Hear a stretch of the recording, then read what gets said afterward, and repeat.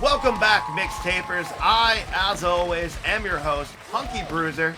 With me, as always, my faithful co-host, Dylan Willoughby. How we doing, buddy?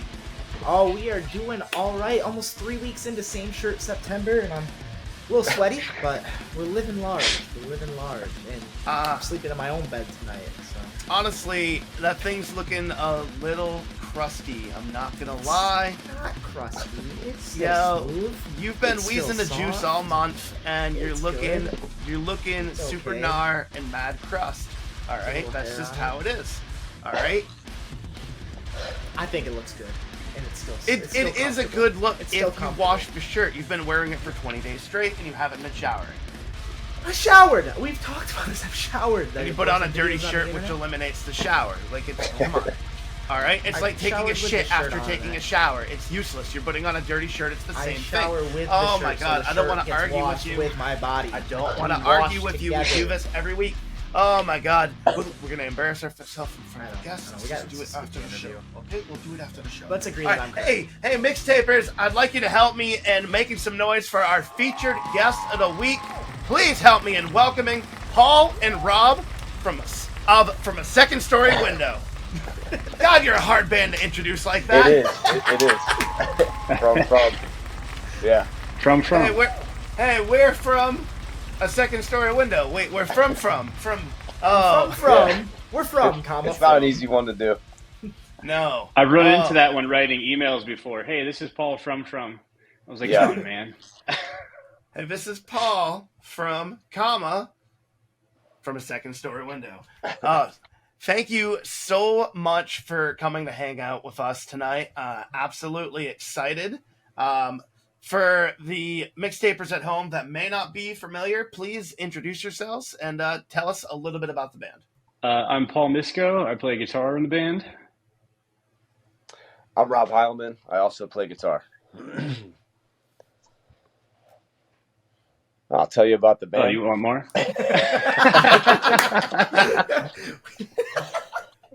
How much tell? Like, how far back? What do you mean? I mean, tell us what you want to share.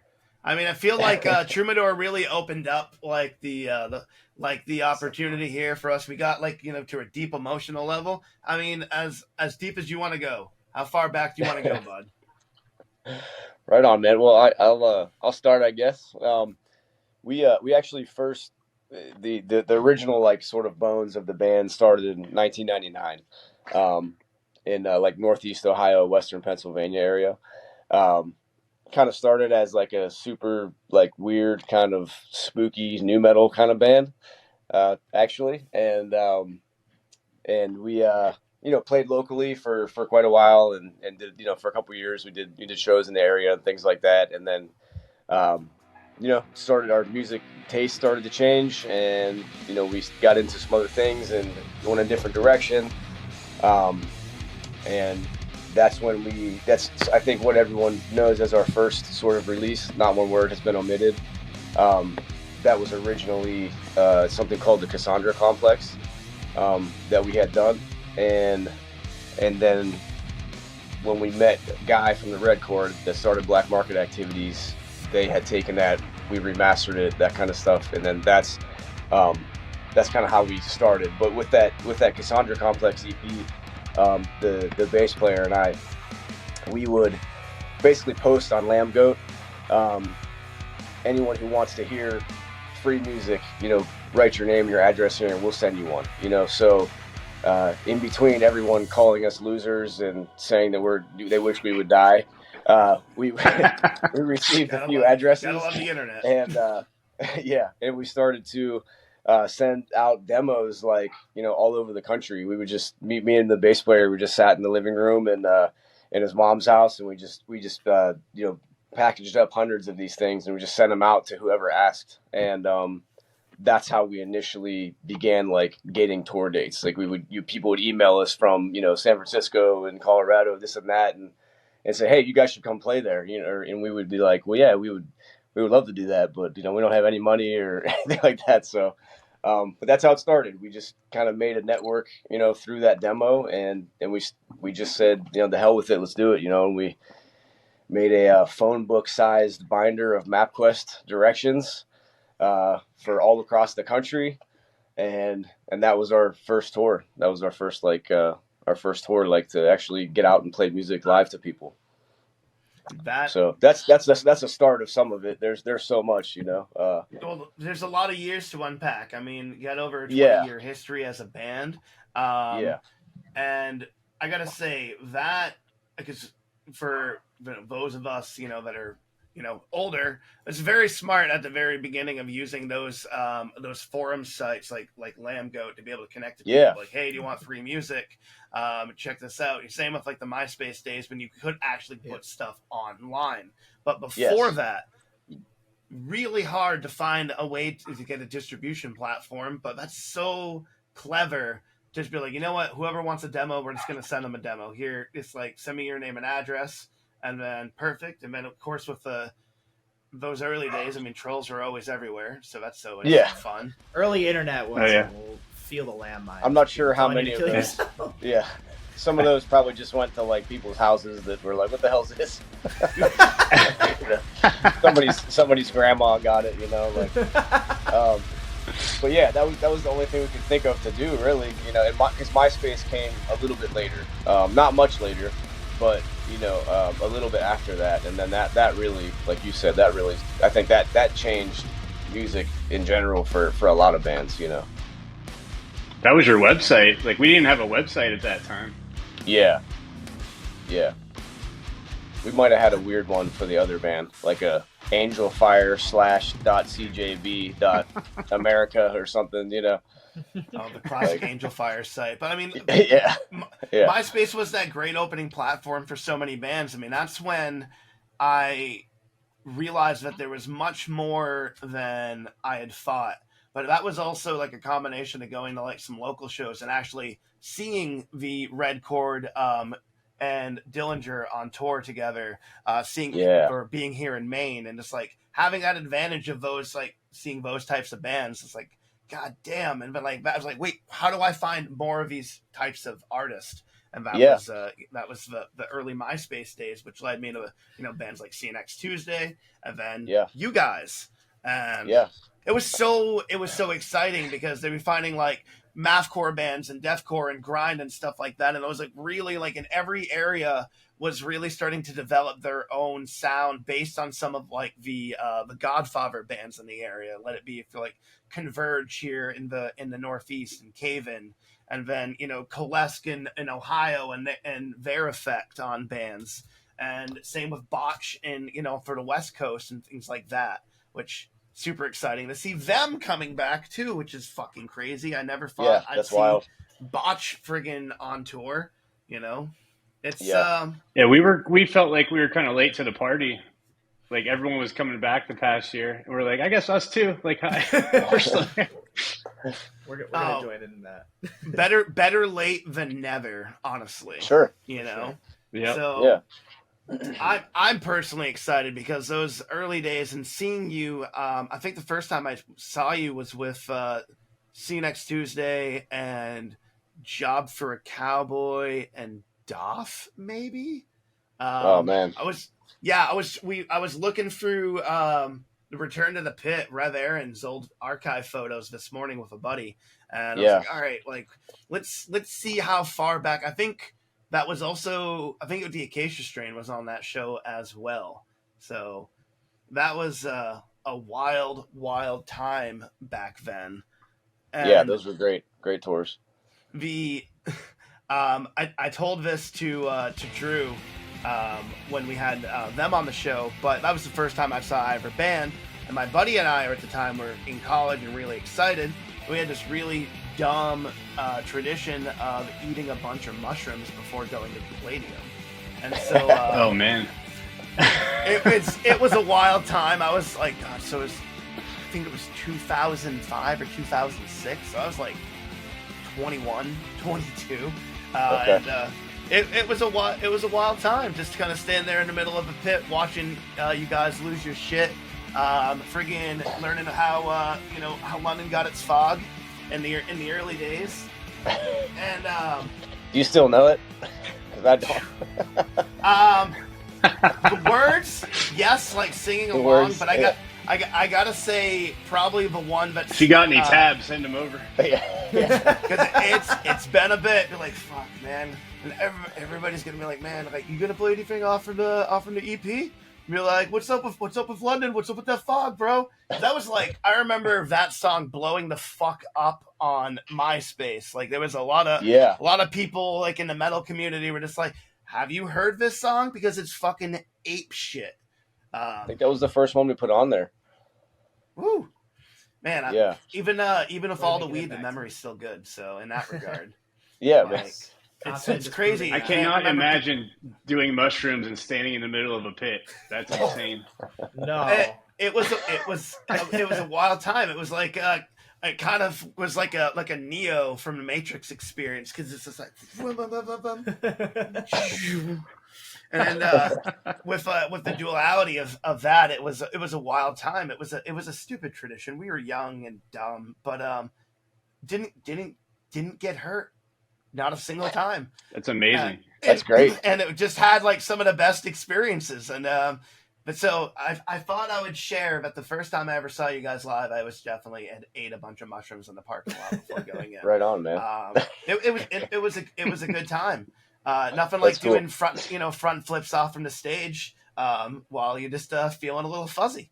You know, not that we condone that. There's a time and a place for everything. It's called college. It was the early 2000s. Don't do you know, that. There's an asterisk next to that. That's not for everybody. You know, that's what I did. We got to put the little disclaimer in there. I'm not telling anybody to do it. It's a dumb idea, and you'll probably get hurt.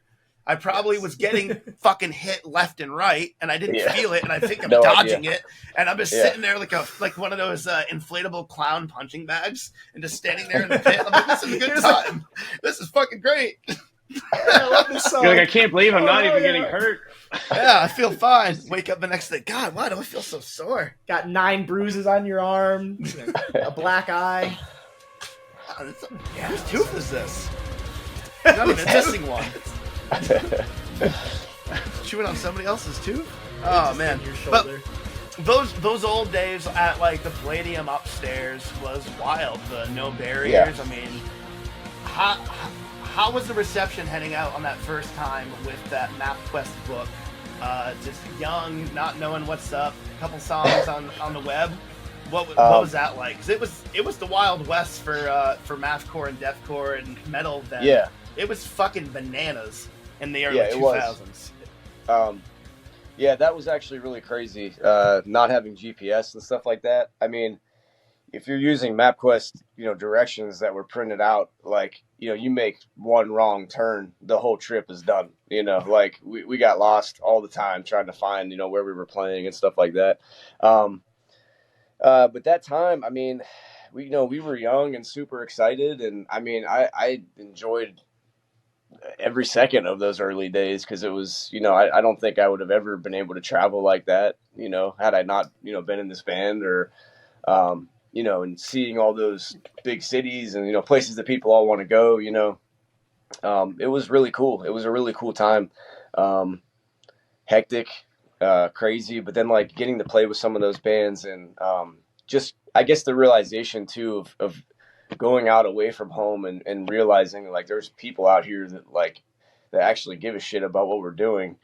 And I think that was, I don't know, that was kind of mind blowing to me. Like, I never got old, like to go somewhere and just see people who are like, wow, they're excited that we're here. I mean, I just think that's a crazy, like, humbling experience, so I mean, I love those early days. They were a lot of fun. I wasn't around then, or I would add to that. But no, I'm kind of basking. That's a really wonderful way to reflect on it, because it's crazy, it's hard, it's hectic. You're kind of living show to show, but it's life affirming, it's exciting, it's new, and like you said, like, even despite whatever struggles and hardships, between each venue. And even at the venue, when you have people that are, there excited to see you, knowing the words, wanting to steal the mic, wanting to get on stage, wanting to engage with you, before we had this platform in order to connect that the way that we do, it's it's insane. Even today, that reception is still insane, you know? Oh, of course. Yeah, no, that part of it never lost its luster, man. Like anytime we went somewhere and people were happy to see us and were singing along and things like that. I mean, that stuff is like you can't put any kind of price on that kind of stuff, you know. And I mean, it always made whatever, you know, the bullshit part of it worth it, you know. I mean, 'cause we never knew where we were going to, you know, sleep, you know. We never knew, you know, if we were going to make any money. A lot of times, you know, we didn't make enough money off the show to fill the gas tank, you know. So it was like, but we didn't care, you know. It was we were good with it.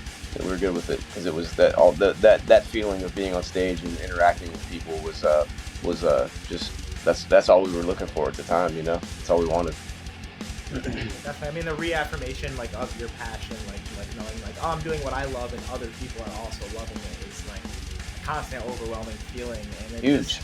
It really shows that like that you're doing what you love, because like, you know, you're not in this.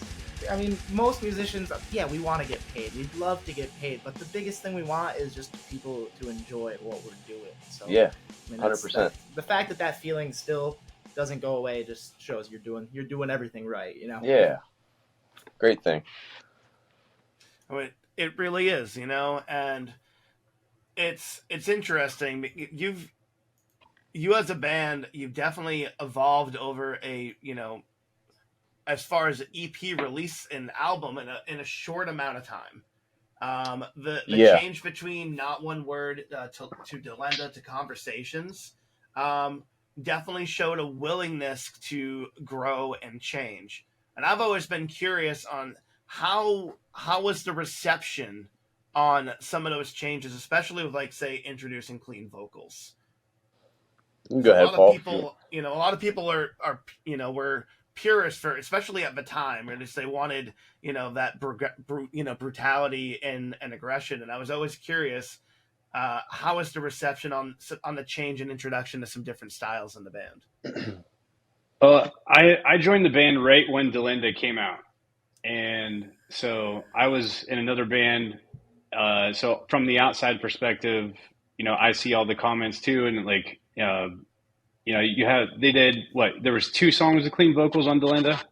Yeah, but very brief clean vocals. Yeah. Yeah, it wasn't a ton. So Yeah. you're going to have people that are open-minded and love that, and then you have, you know, the hardcore, like, what the hell are you guys doing? You're selling out, blah, blah, blah, blah, blah. So when I joined the band, I was stoked that they started to do that. You know, I was like, let's do more of it, you know, because I think every member of this band and their top 5 bands is probably Deftones. And then you throw in like Converge, and, you know, there's just a mixture of like, we all love heavy music, but we all love melody.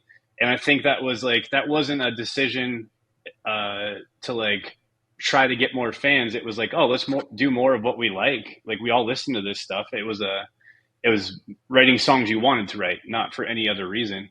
And then when I joined and we wrote Conversations, it was just like, let's just do more of that. Like, let's do whatever the hell we want. Who gives a shit? So I think you guys were on tour with Darkest Hour and Misery Signals when I joined. Yeah. And I hopped on in the middle of the tour just to hang out because I hadn't learned the songs yet. I'm like, let me just hang out in the van, start like picking up, you know, pieces of songs and just hang out for the rest of the tour. And we started writing almost right away. Just like, let's just start getting ideas out there. And yeah, I mean, I was super happy with it. I came from a grind band, Robinson, that was like just, you know, all chaos, nonstop screaming. And I was ready to like do more stuff too. So I think we were all just like in the same headspace of like, let's try new things. Let's not be afraid to branch out and do new shit. And it just kind of worked perfectly. Yeah. And as far as like reception to that, like I believe we broke up before Conversations was released. Yeah. So we did. Yeah. So we never really toured. You know, we had played early versions of those songs on tour, but never like it didn't circulate. You know what I mean? It wasn't out there for, you know, months and months, and then we toured on it. So all we really knew was like once it hit, you know, the online stuff and, you know, things like that. Yeah. A lot of shit talking, you know. Yeah, of course. We went even more that direction. So that, you know, you had the same people on Lamb Goat going, you know, you guys are selling out, blah blah blah, and we're like, who cares? Like we we love Brand New and Deftones, and in addition to all the heavy music that we like, so we're just doing more of what we like. It wasn't like a let's try to make money type thing. No, not that we could have anyway. No, and for that time, I mean, and even still, I mean, there isn't money in metal. We do it, because we love it. Because there's a passion for what we do. Sure. And I gotta say, for me, it is the one that has stayed on constant rotation ever since. Interesting. I know. For me, I connected very, very deeply to that album, and still do. So, I personally thought that it was a amazing turn for the band, and like I said, really all these cool, years man. later, 15 years later after release, it's still I don't want to say my favorite album, but it's like one that doesn't leave steady rotation when I'm dealing with heavy emotional personal crisis. That's what I go to, and honestly, just not to fanboy out for a second, like growth is so fucking important, and been willing to put yourself in different ways, especially in your music and your art, is huge, and it really showed. And that's why I said, but the difference between Not One Word to then is like such a short amount of time, but like Paul coming in, different changes in the band makes sense, because just trying to go and incorporate all those different things that you truly are passionate about. And to follow that up, I really hope that some of those elements are continued with the next album that you guys are working on. For sure. Because personally, Conversations to me, it's like I said, there's certain albums we go to when we're dealing with like the life shit, and that's my fucking go-to, and it has been since it came out. Wow, dude, that really means a lot, honestly. Yeah, that's a fantastic compliment. Hey, man, relax. Because I have those albums for me when I'm going through shit, and to ever think that someone else felt that about what we did, I've never even thought about that. That's really amazing. Thank you, dude. And we've been thank you. This is huge for me. This has been a wild year of let's just fucking reach out to people that made an impact and see what we could do and have a conversation with them. And this is fucking great. I'm sorry to interrupt. Go ahead. No, I was just saying, because we've been so detached for so long and we never thought this would happen. Now that we're kind of we got active on social media, we started diving back in and just getting access to our own Spotify and Apple Music artist profiles, which we never had, and starting to look at the stats. And it's let's dust this shit off and see what's happened in the last 15 years. And then, you have the obvious, we go through most popular songs all time. I Tried Voodoo Once is right there, of course. And then right under that was Most of Us Are Normal. And I was like, what? The softest song on Conversations minus the acoustic track. So I was like, wow. And so we realized, in being active on social media and getting all the comments, there's a lot of people who found that album way after we broke up. And that's their favorite album. That's all they know. So we have all kind of new fans, and it's just so weird, trying to process all that, all this time. I think, and because we just thought everyone was mad because it wasn't heavy enough, and then we broke up, and that was it. So kind of, then we go to the last 15 years, not knowing really what's happening in people's heads or how far it made it. You never got to see that impact that it made, and then there's people like me, we're there right along. We're like, oh fuck, and this is the one that we say goodbye on, and this is the one that I held on to the longest. And I can understand why Most of Us Are Normal is the second most played, because it's such an affirmation in wanting to not feel so much like an outsider, but knowing that you're not alone in the way that you're feeling in the moment that you're going through it, despite whatever it is that it is. And I think the way that the repetitious chorus of there's nothing wrong with me, but it hasn't already been seen. For me, it's always been affirming. We're fuck, man, even at my worst, I'm still okay. And for me, I'm probably a good fucking chunk of those plays, but I can see absolutely why. And I'm really hoping that we see more of those elements in the new album, because they are some of my favorites. I remember when Will wrote that and we were in the studio, he did a lot of writing in the studio because we spent about like a month there almost. And so while we were recording, he was doing a lot of lyrics and stuff because we hadn't heard what he's going to do. We were in separate places. He was in North Carolina, and he had felt really detached for that recording process, which he still, told me recently. And like, we're doing things differently now, which is great. But so a lot of the things he did on that record, we heard for the first time when he went in there and just started building shit. And we're just sitting on the couch going, whoa, like he's fucking killing it. And like that first lyric, it's 3:00 and we're waiting for it to rain. Like that is one of my favorite things ever written. It has its own meanings to every person, but like, and then as it goes, and like, he just nailed that. And we were like, holy shit, just getting goosebumps, like sitting there. But yeah, it's totally understandable, because it is, and it gets me every time. It's 3:00 and we're waiting for it to rain, and we're planning our escape, and it pulls you in because it's already setting this amazing visual, and you're building this aesthetic and building this in your mind's eye.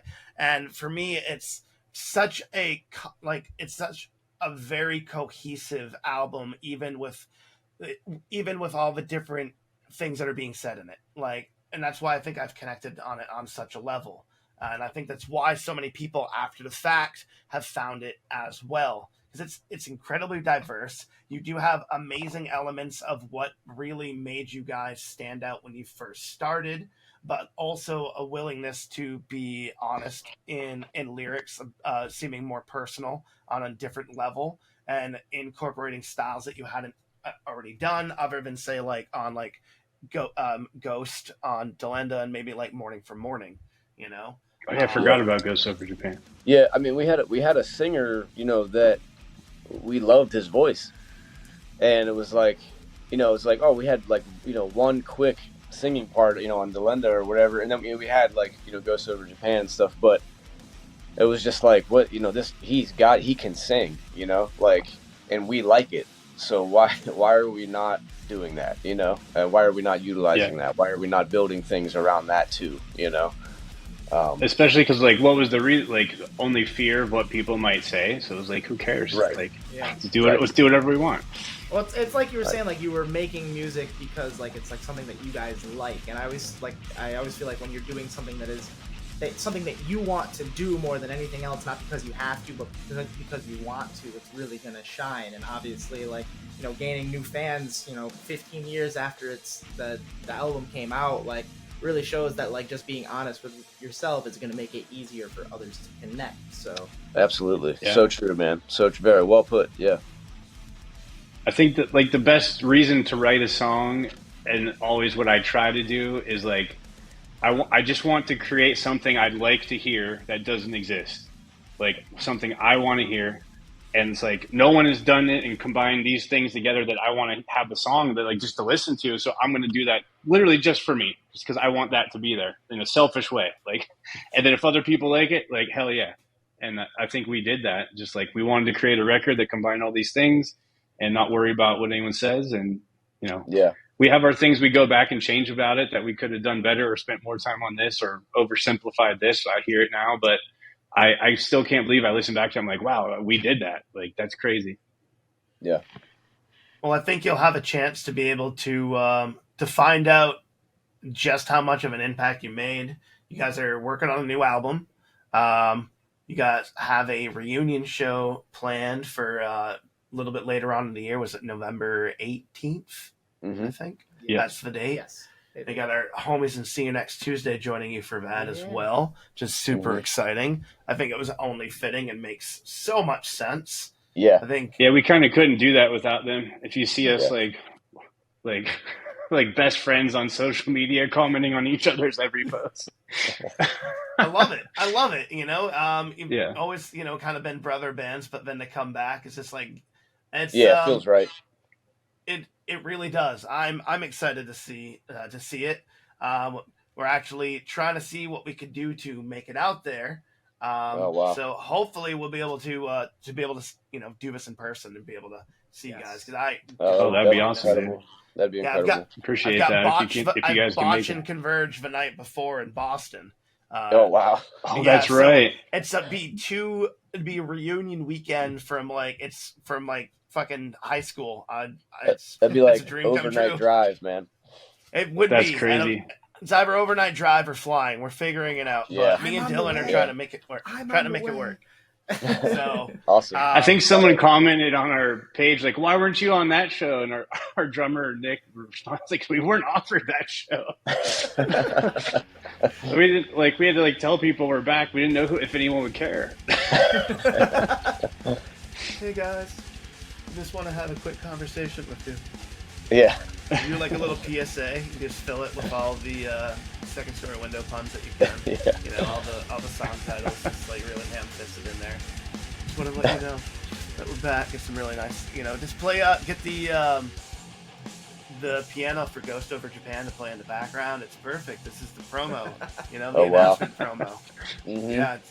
That'd be super heartfelt. It'd be like one of those Sarah McLachlan commercials, but from a second story window. I start crying. Get some puppies in there. Oh yeah, I mean I'm sure everybody's got pets. They're different ones you could at least borrow for a day. You just ham fist it. You know, the internet loves that shit. So slow-mo video of Rob has Michael the best Jackson on dog. a baby blanket. Rob's got the best dog. His name is Rob? Mike. His name is Mike the dog. Mike the dog. Mike the dog. So, what's up with Mike? What kind of dog is he? Oh, he's a Cavapoo. So Cavapoo. a Cavalier, like a what are those dogs? Like a Cocker Spaniel, yeah, and a Poodle mixed. Oh damn! He's just like a little fluffy stuffed animal. Yeah, he looks like a Muppet. Yeah, he's like a teddy bear. Yeah, said the magic word, but he looks like a Muppet. Yeah, you're gonna have to show me him later. Yeah. So, yes, working on a new album. I like the post of you're sitting there of 5 guys trying to think of what to call the new album. So I was thinking, maybe we could take a moment and we could brainstorm some ideas. So we had Cassandra Complex turned into Not One Word Has Been Omitted to Delenda to Conversations. Mm-hmm. I think after this long, I think the most logical way to go is you just lean into the conversation side, but you do the opposite, and you come back with awkward silence.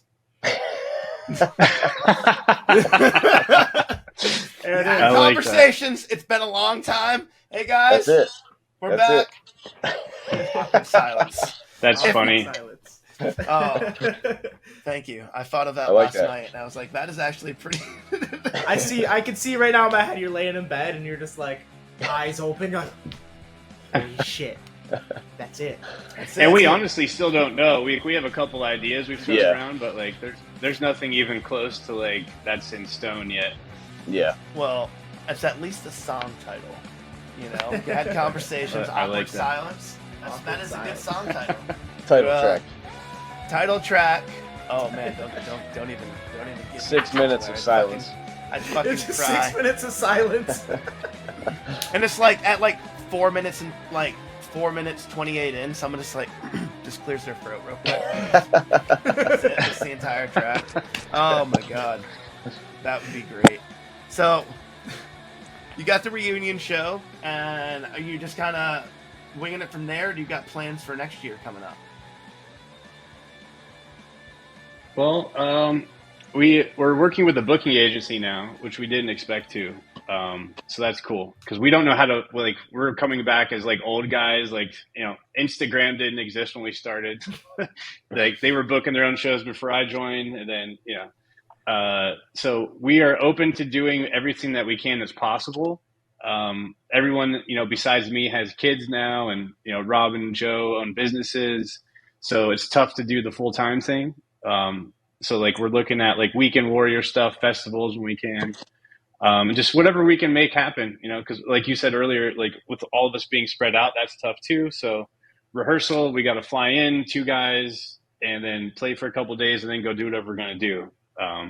So we've kind of been doing that. I came out in June, and then I just came out for Labor Day weekend a week ago, was there. And that's when we did our photo shoot and all that stuff. So we are open to do as much as we can, but we can't do the full-time thing. But within reason, which is smart, I mean, yeah, it was easy, especially early on. It's easy for a lot of bands to bite off more than they can chew.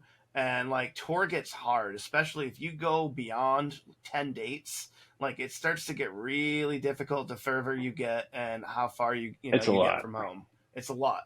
There's Yeah. anything can go wrong on the road. From we've seen so many bands, even as of the recent, getting their whole their van and trailer stolen, stuff like that, losing all their gear. There are so many pitfalls to being an independent band on the road. Yeah. Van maintenance. Yeah, van maintenance, That's just a big one. gas, food. Like if you spend money on a hotel every night, that's a big chunk out of it, unless you're getting paid well. And so we were always couches, like, last song, who has a place for us to stay? Like whatever we could do. I think I can wash my hair in. I don't know. We're all like, late 30s, 40 now. So like, it's to go out there and do that and be broke again. We're not doing that. But no. Like Rob said earlier, the being on stage and seeing people care like makes all that worth it. So as much as we can make it work, we want to be out there playing and Yeah, I think like the end of the. Sorry, go ahead. No, my bad, man. No, I think we'll do whatever makes sense, the best that we can. Yeah. We definitely weren't happy with the end of the band, and it ended on a bad note, so this is our way to kind of correct that. And we didn't expect to do a new record, that's for sure. But now we have the opportunity to make things right and do more than that. Well, that's exciting, and I'm sure that, didn't sit well, especially putting out an album that you felt a really, deep personal connection to. I always, not to say that it's unfinished business, but yeah, I could see like that, be like, really, really want to go out there and just, be able to play these songs, do this, and just know. And it's either, it's closure, and it's, also all that hard work. I've been there. When the last band worked really hard on an album, and then we had split right as we put it out, and it's hard. It is a very hard feeling. And you look back, you're like, fuck, man, some of my best work, and I'm really proud of this. And be able to have that opportunity to go out and be like, at least be like, let's go and do this the right way.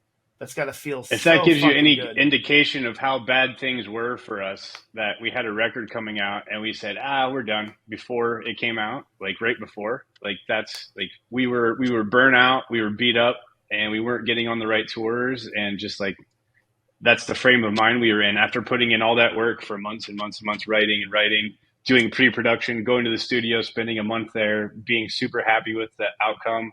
And then before it comes out, we break up. Like we were in a bad state. Yeah. So it is unfinished business, honestly. Yeah. I was just going to say that it is a bit of that, I think this ended so abruptly. This was not a planned breakup where we all just kind of were like, we're going to be done now. Like it just kind of happened. And, we missed a lot of things that we, didn't want to miss. And, it was not I wouldn't say it was a bitter end as far as members go, like towards each other. I was never upset with anyone in the band. And I think I could speak for everyone. No one, it was just a bitterness towards like that life, we were like, it just was not going well, and we were burnt bad, and, just the way it happened kind of sucks, but, that's why this is so fantastic. And I think it's why everybody's so kind of lit up about it, speaking for myself anyway, like I'm like so excited about it, like just to be able to, like you said, there's some closure, there's like this new feeling of being able to create again, and collaborate, and just everything about it to me is exciting and fantastic, Yeah, we all had a big hole for sure for a long time, I think. Yeah.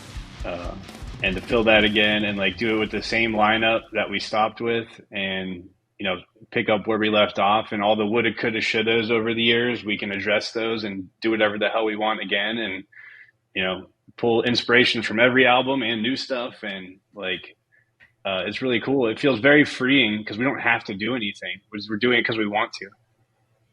Yeah, and that's the best feeling in the world. It really very is. Excited for people to hear what we're doing. I can't fucking wait to hear the new stuff. So Yeah, we were stoked. We were very excited. Well, we're patiently awaiting. Hopefully, we can make it there for November. We'll talk about that. Yeah. And Drew wants us to come down and come hang. So let's see what we can do. But this has been unbelievable. I'm so excited for the mixtapers that aren't familiar. We're gonna check out a handful of tracks after this. Do a little bit of a deep dive on the band.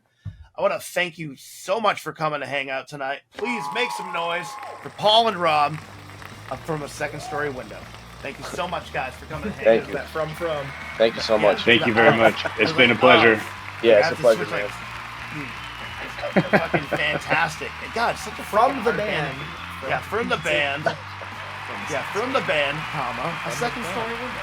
From a second story window. From. God, see? There's no good way to do it. No. Yeah. It's not, but you know what? It's okay, because what's in a name? It's really the music that counts. Yeah. All of them are dumb. All band names are dumb until you make it cool. Exactly. It's the band that's behind it, That's true. So, super excited to be able to share a handful of songs. Again, thank you so much for coming to hang out tonight. Mixtapers, sit tight. We'll be right back.